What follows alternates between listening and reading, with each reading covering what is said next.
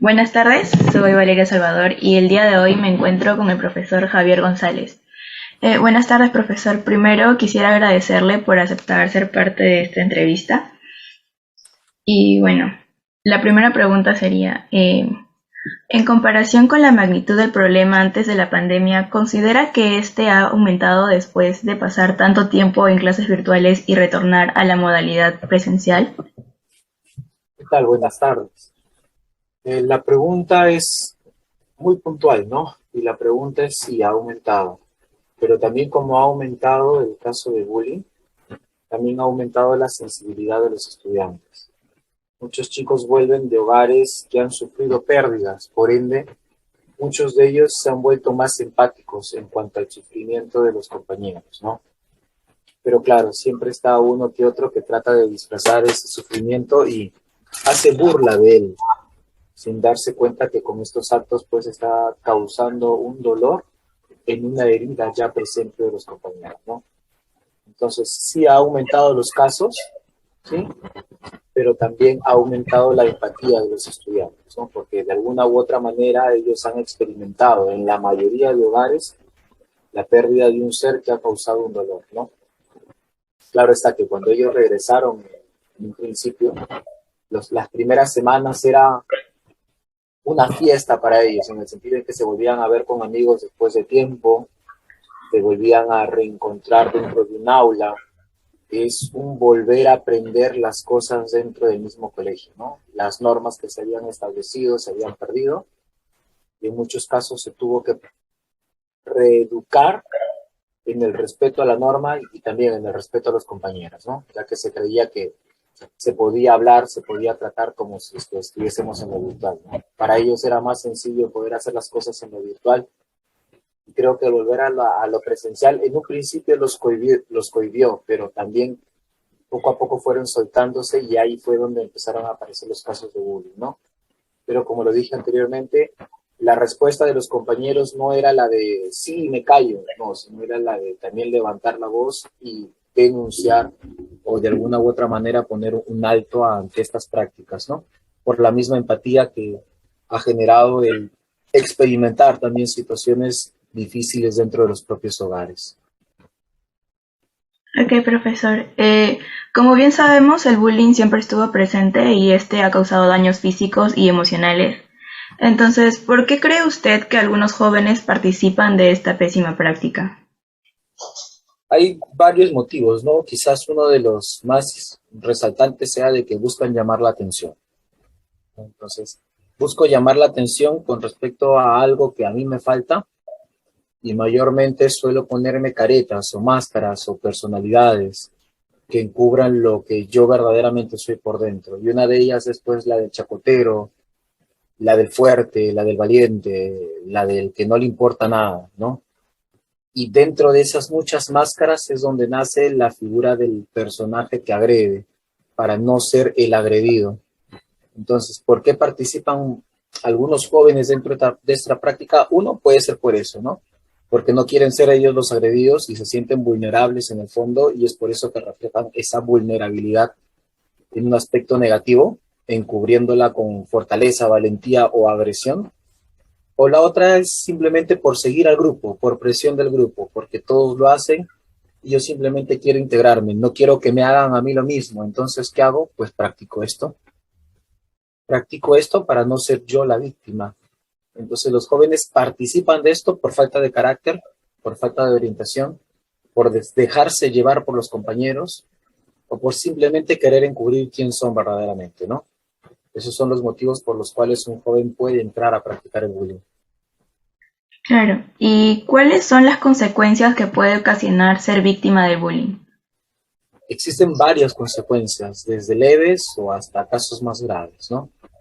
El primero puede ser que uno va a perder la autoestima debido a que el bullying no solamente es un acoso físico, sino también psicológico, que va socavando en la personalidad de una persona hasta que ésta empieza a creerse menos que los demás o que no vale nada.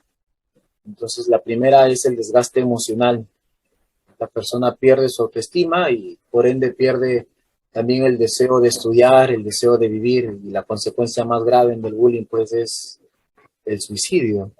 Es una decisión trágica que toman aquellos jóvenes que han vivido o han experimentado el bullying de una manera tal que ya ha sido insoportable en su vida, ¿no? Las consecuencias no solamente son físicas, como golpes, moretones, o psicológicas, como son el que te insulten, que te humillen, que te marginen, que te ignoren, sino también es una consecuencia grave, y la más grave de ellas es la muerte, ¿no? Que es el resultado de todo este proceso, ¿no? Del proceso de socavar la autoestima, del proceso de maltratar físicamente, que termina con la decisión del joven de poder ponerle fin a esto, ¿no? Y como no puede ponerle fin al que lo agrede o a la agresión, pone fin a su existencia, ¿no? De acuerdo. ¿Y usted ve que este tipo de acoso tiene algún efecto negativo en la vida académica de los estudiantes? Sí, claro que sí. Porque si no tengo ganas de vivir o no tengo ganas de aguantarme a mí mismo, ¿por qué voy a tener ganas de aguantar las clases o a un profesor o a un grupo de compañeros con el cual yo no me siento cómodo?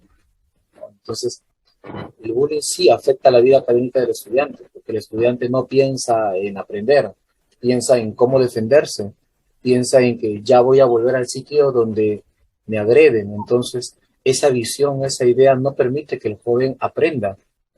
Y si está haciendo un esfuerzo para aprender, es un esfuerzo fuertísimo, grande, que de alguna u otra manera es simplemente el deseo de seguir adelante, ¿no?